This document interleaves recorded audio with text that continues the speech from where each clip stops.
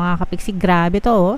So, talagang, you're trying to manifest all of these things for your future, no? Kumbaga parang pinaghahandaan mo talaga yung iyong future, mga kapiksi, and you're doing your very best effort, focusing on these desires, focusing on your wants, your needs, focusing on kung ano yung advantage sa'yo, kung saan ka magbe-benefit.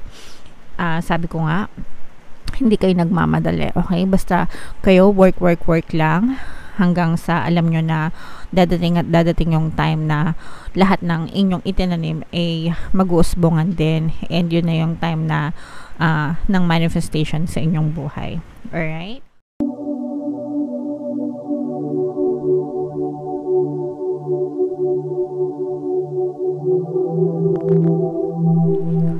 Hello guys, hello Capricorn, welcome back to Pinoy Pixie Tarot. Ang pamagat ng ating episode for tonight is Story Mo Ba To? Ito ay isang timeless reading para sa Capricorn, Sun, Moon, Rising, Sign, and Venus. Sa reading na to, mga kapisi, titingnan natin kung anong ganap sa buhay nyo right now, mga potential and challenges, what to focus on, past, present, future, mga suggested approach guys, and yung potential future ng story nyo, okay? So, shuffle ko yung cards guys, hanapin ko yung energy ng Capricorn. Eto, so Capricorn, kayo ay na-represent ng King of Pens sa ating spread. Combination guys ng positive and negative energy. General reading lang. Pwede mag-resonate, pwedeng hindi. Kung makaresonate kayo, mga kapiksi, comment down below. Okay? So, where you are right now, mga kapiksi, napakaganda ng status nyo sa buhay. Especially pagdating sa finances, mga kapiksi, nakikita natin na you feel very relaxed and chilled. Alright? And for some of you, talagang parang yung mga tinanim nyo guys before, ganyan, yung mga pagsisikap nyo, yung mga efforts nyo, inaantay nyo na lang siya na mahitik sa bunga, tapos kapag hinog na, pwede nyo na silang pitasin, okay? So nandun kayo sa stage ng buhay nyo right now na pagdating sa kaperahan or sa finances, wala kayong masyadong problema, and parang actually you are trying to gain more knowledge and insights, no, kung paano nyo pa mapapalago yung inyong kaperahan or kabuhayan. Pero right now, nandun kayo sa stage na parang very chilled and very relaxed kayo kasi alam nyo na may dudukutin at may dudukutin kayo in the future sa panahon ng inyong mga pangangailangan guys. Alright? And yung mga potential and challenges nyo, these are more on potential guys. Ito yung mga good karma. Ito yung mga rewards na galing from the universe, mga kapiksi, because sabi ko nga, nag-effort kayo, nagsipag kayo, nagsikap kayo, and sabi ko naman sa inyo guys, yung mga mabubuting tao, no, yan pinagpapala, yan talaga, it's a no-brainer, and it's also an inevitable law of the universe. Kapag mabuti yung ginawa mo, syempre mabuti din yung babalik sa'yo. Kapag nagsipag ka, of course, law of compensation will always work for you. Ibibigay at ipagkakaloob talaga ng universe yung mga rewards na deserve mo sa buhay based on your effort. So, for some of you guys, no, parang nasabi ko nga, nag-aantay na lang kayo kung kailan nyo pwedeng pitasin yung mga bunga, pero you are in a very secure place right now pagdating sa inyong kaperahan or kabuhayan. What you need to focus on, mga kapiksi, pwede pang kayo magkaroon ng pagbabago sa buhay nyo. But, syempre, change is tawag dito, the only permanent thing in this world, diba? Pero kung magbabago, syempre dun sa for the better, diba? Ayaw naman natin na magbago for the worst. Let's say for example, hindi nyo pa na-experience na okay yung buhay nyo, kumbaga parang feeling nyo kulang pa, hindi pa okay, don't worry kasi pwede yan magbago. So you just have to focus on the pattern of your thoughts, mga kapiksi. And kung kayo naman ay kontento na and gusto nyo pang mag-expand, syempre pwede yan mabago. Basta i-focus nyo lang guys yung inyong attention dun sa mga desires nyo. Alright? Sa iyong recent past, mga kapiksi, talagang nakita natin, this is an air sign energy, Aquarius, Gemini, Libra. For some of you, you may be dealing with an air sign. For some of you, maaring tinulungan ka ng isang air sign. For some of you guys, parang I'm sensing na parang nagkaroon din kayo ng some kind of mentor or coach, ganyan, na nagkagabay sa inyo, nagtitrain sa inyo, para mapunta kayo dun sa where you are right now. For some of you, talagang masipag lang kayong mag-aral. Mga kapiksi, masipag kayong mag-analyze, masipag kayong mag-isip-isip, masipag kayong magplano, and dinala ka niyan sa kung ano man yung position mo sa buhay right now. Okay? So, that's a very good position for you ngayon. Ang iyong greatest strength, mga kapiksi, is slowly but surely. Yan yung isa sa mga magagandang katangian. Kumbaga parang hindi kayo naniniwala sa mga get rich quick scheme, hindi kayo masyado nagmamadali, hindi kayo atat, no? Yung iba kasi atat na atat pagka may minamanifest sila, gusto nila makakita agad without putting in much effort, di ba? Pero kayo parang tanim lang kayo ng tanim. Yun, yung mga magsasaka, di ba? Farmers, kaya nga tayo may kantang magtanim ay di biro, maghapong na kayo ko, di ba? So, kahit na nahihirapan, kahit na mabigat yung trabaho, tanim pa rin ng tanim and inaalagaan yung pananim because they know dadating din yung harvest season sa panahon ng tag-ani. So, ganun yung ugali nyo, ganun yung greatest strength nyo, mga kapiksi, na hindi kayo naatat ngayon. You're just seeding your plants, diba? Knowing and understanding na tutubo at tutubo din yung mga pananim nyo, mga kapiksi. So, that's your greatest strength and ipagpatuloy nyo lang yan. In your near future, guys, no, parang hindi pa kayo masyadong, kumbaga parang hindi nyo pa rin masyadong alam yung gagawin nyo, parang nandun pa rin kayo sa yung kasabihan na we'll cross the bridge when we get there, okay? So, hindi kayo masyado nagmamadali, tapos inaantay nyo na lang kung ano yung darating sa inyo, and then kung ano man yung dumating, salamat. Tapos parang doon na lang kayo magpaplano or doon nyo na titingnan, no, kung ano yung mga susunod na hakbang nyo sa buhay. Alright?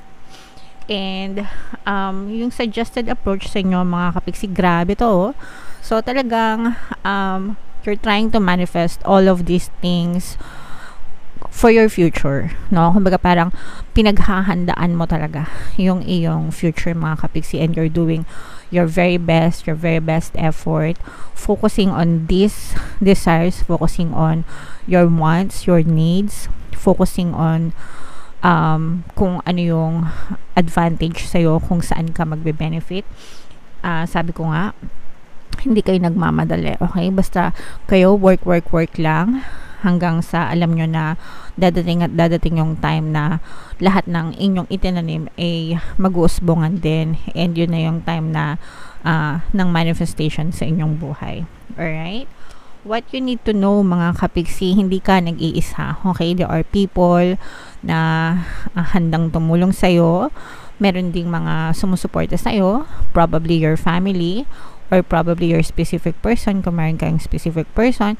Even your guides are there to help you all throughout this journey of yours. So, hindi ka nag-iisa, kapiksi. Alright?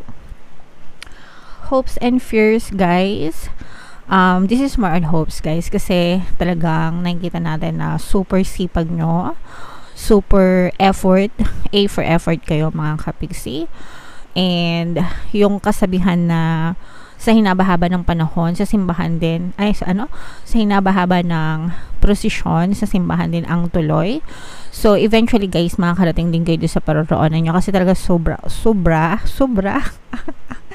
sobrang sipag nyo talaga, mga kapiksi, okay? Kumbaga parang kayo na yung top 1 award dahil sa kasipagan, okay? So, pagpatuloy nyo lang yan, mga kapiksi, kasi kapag masipag kayo, talagang pagpapalain kayo. Alright? And then, yung potential future nyo, this is fire sign energy. Talagang very, tawag dito, passionate kayo sa inyong ginagawa, mga kapiksi. And, sabi ko nga, guys, hindi kayo nag-iisa, no? Talagang may tutulong sa inyo. So, very passionate kayo in the near future, guys. Talagang kung ano yung burning desire nyo sa puso nyo, kung ano yung nais nyo, yung laman ng saloobin nyo, ganyan, ma-achieve at ma-achieve nyo talaga sila. And sabi ko nga, hindi kayo nag-iisa. You will also receive help from other people. Kung meron kayo mga business partners or you may be collaborating with other people, or partnership, ganyan, maaari silang makatulong sa iyong expansion, mga kapiksi, sa pagpapalago ng iyong kabuhayan. So, if that is something na kinoconsider mo, try to do it kasi malaki yung mai-aambag nila sa iyong growth and success. Alright? So, napakaganda ng reading mo, Capricorn. Comment down below, guys, if naka-resonate kayo dyan, no? Tingnan natin yung additional na mensahe sa inyo, mga kapiksi, gamit itong deck na to. Habang sinashuffle ko to, guys, panoorin nyo muna itong video natin regarding sa ating paano mag-manifest ng abundance video course. Kapiksi, sawa ka na ba sa mga struggles at hirap sa buhay mo? Masipag ka ba at masikap sa buhay ngunit hindi ka pa rin umaasenso? Ilang beses ka na bang nag-attempt magnegosyo at mag-invest pero palagi ka pa rin nalulugi? Sa pagkakataon na ito ay maaaring may subconscious beliefs ka na nagiging balakid sa iyong pag-unlad at pagyaman. Introducing, paano mag-manifest ng abundance video course.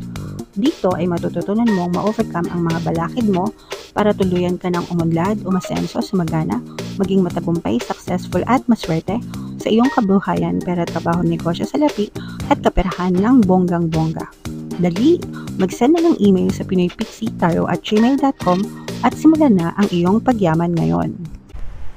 Alright, so mag-avail ka na ng course, kapiksi. Sobrang ganda talaga niyan. And sa buong buwan ng September hanggang September 31, magbibigay ako ng 1 free.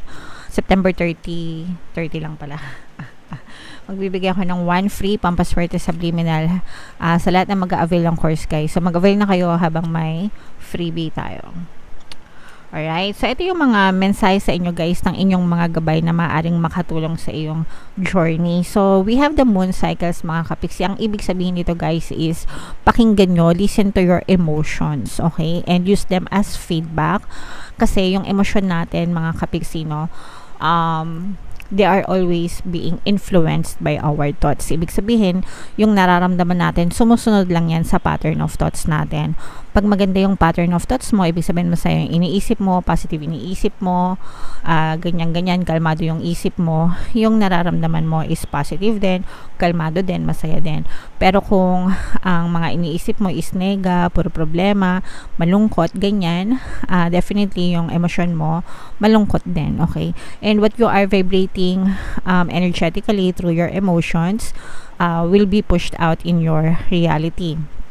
Ibig sabihin, yun yung ma-attract mo sa buhay mo. So, assess mo yung sarili mo right now. Anong nararamdaman ko? Bakit ko to nararamdaman? What am I thinking? Okay? Ano yung iniisip ko? Bakit ko to nararamdaman? So, kung negative, syempre, baligtarin mo. Kung positive, okay lang.